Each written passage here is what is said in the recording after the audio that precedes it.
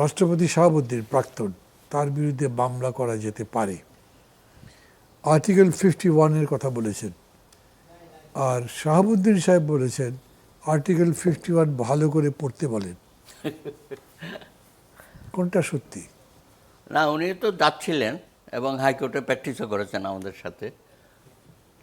উনি রাষ্ট্রপতি ছিলেন বলেই যে 51-এর ব্যাখ্যা ওনার মতো করে দেবে বা আমরা আমাদের কাছে যা লেখা আছে তাই আর কি।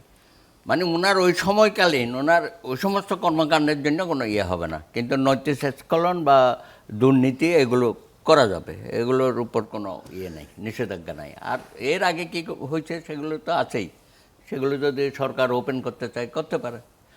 এখন সরকার স্বরাষ্ট্রমন্ত্রী বলেছে ওনার ব্যাপারে মামলা মোকদ্দমা করা বা হয়রানি করা আমাদের কোনো সরকারের অভিপ্রায় নাই।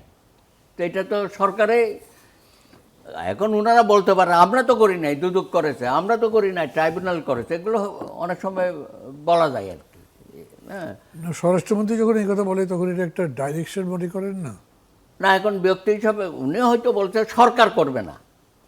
এখন কোনো ব্যক্তি যদি সে অ্যাগ্রিভ হয়ে থাকে বা ক্ষতিগ্রস্ত হয়ে থাকে তার কারণে, অতীতে যেগুলো নিয়ে আলোচনার মধ্যে আছে, এমপি মহোদয় বলেছেন কিছু ঘটনা, তো তারা তো যেতেই পারে, সেটা কোনো বান নাই।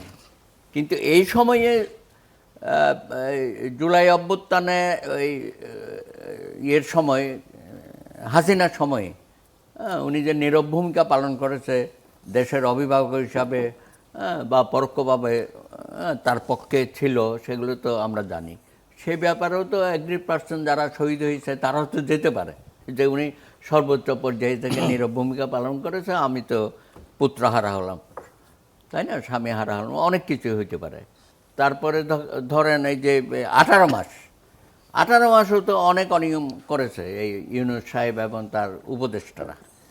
তো সেখানেও তো ওনার হয়তো সম্মতি ছিল নানান বিষয়ে। এমনকি যে সমস্ত অর্ডিন্যান্স হয়েছে সেই অর্ডিন্যান্সগুলোর কতটুকু আইনসঙ্গত বিধিসম্মত হয়েছে এখন সংসদ যাচাই বাছাই করে তো অনেকগুলো তো ফেলে দিচ্ছে, কিছু রাখছে হয়তো তারা। তার মানে কি উনি যা করে সেটাই মানতে হবে, তা তো হইল না এখানে, তাই না? আমাদের বিচার বিভাগের স্বাধীনতা ওনার মাধ্যমে পেলাম, সেটা ওনারা ফেলে দিয়েছে। হ্যাঁ, অন্তর্বর্তী সরকার যেটা করেছে সেটাই রাষ্ট্রপতি যে অনুমোদন করেছে সেরকম তো দরকার লাগে না। না, এখন তো সংসদে পাস করতে হবে, সেটা বলছি।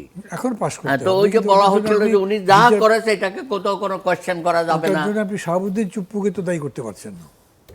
না, সেটা বলছি না, আমি বলছি যে উনার এই সমস্ত কার্যক্রম আমরা তো সংসদের মাধ্যমে কিছু ফেলে দিচ্ছি, আবার গণভোটের যে অর্ডিন্যান্সটা জারি করা ওইটা বিএনপি এখন বলতে এটা বেআইনি, এই গণভোট করাটাই সংবিধান সম্মত হয় নাই।